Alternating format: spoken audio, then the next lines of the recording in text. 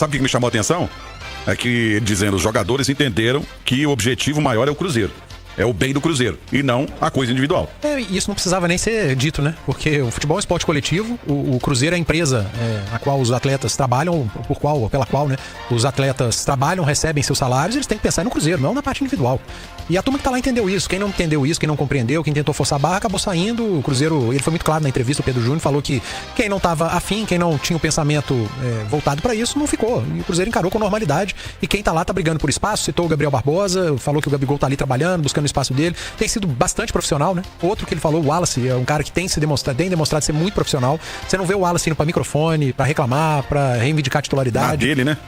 E assim, até porque não tem como reivindicar, porque não tem jogado próximo do que Lucas Silva e Romero. Mas ele é um cara que chegou com tamanho e com credencial pra ser titular. E não usa isso, sabe? Tá ali na dele, tranquilo, humilde, trabalhando. O Gabigol a mesma coisa. E eu acho que é isso, é um grupo, né? O Cruzeiro hoje é um grupo. A turma tem confiança no Leonardo Jardim. A ideia que ele vendeu deu certo. Os caras assimilaram. E tomara que agora, com a volta do futebol, a coisa siga na mesma frequência, né? Que o Cruzeiro siga em paz e com esse grupo focado e jogando em prol do clube, não em prol individual. Eu acho que isso muito passa muito pelo Leonardo Jardim. Que é agora o assunto. Opa, isso eu nem sabia.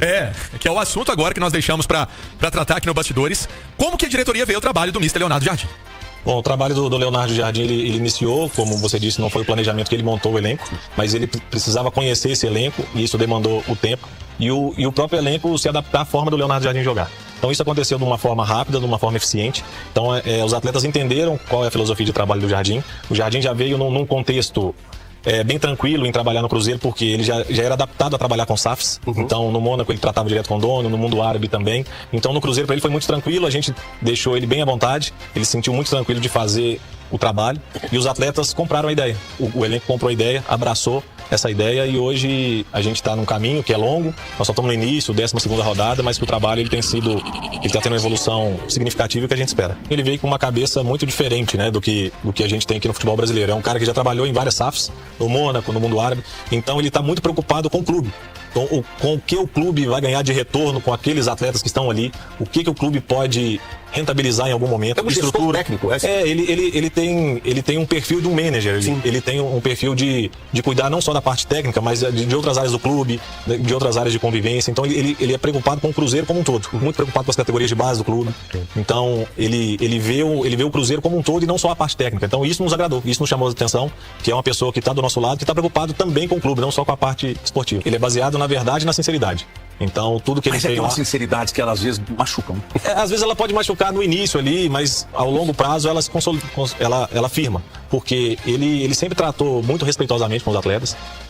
Nunca teve nenhum atrito, então os jogadores respeitam ele muito. E ele tem uma postura muito de ajuda ao atleta, de entender o momento que ele está passando, do que ele pode agregar para ele evoluir. Então os jogadores sentiram confiança nele. Então hoje ele tem o grupo na mão, ele tem o elenco todo na mão. Então isso facilita muito o trabalho dele na parte tática e na parte técnica.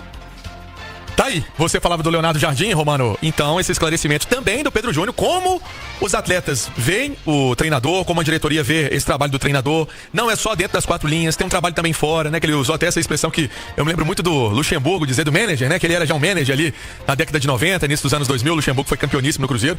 E então, é um trabalho também de conhecer SAF, porque já foi assim em outros clubes, ele deu o exemplo do Mônaco, e é esse o Mr. Leonardo Jardim.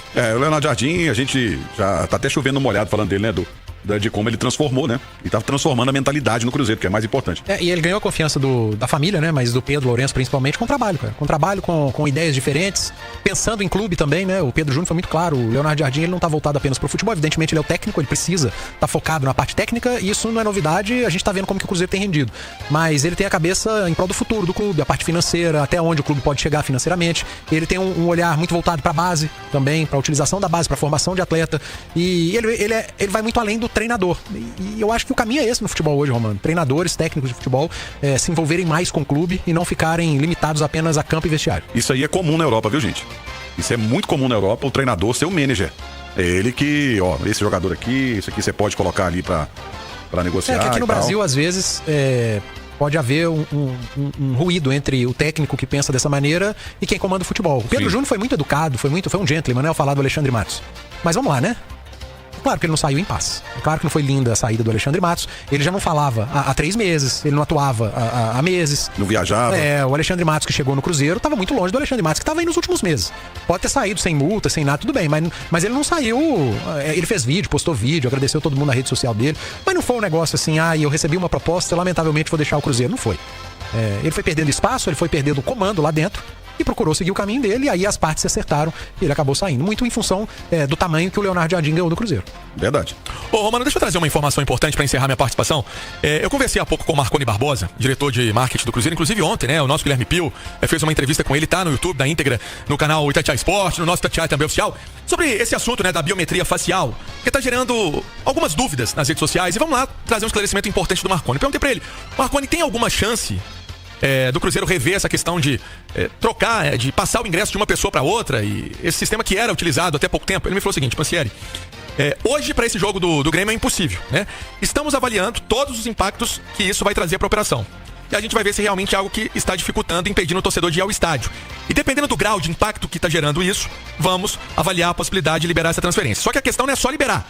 É um desenvolvimento que tem que ser feito dentro de um sistema. Nesse momento, toda a prioridade de desenvolvimento do sistema é para cumprir a regra.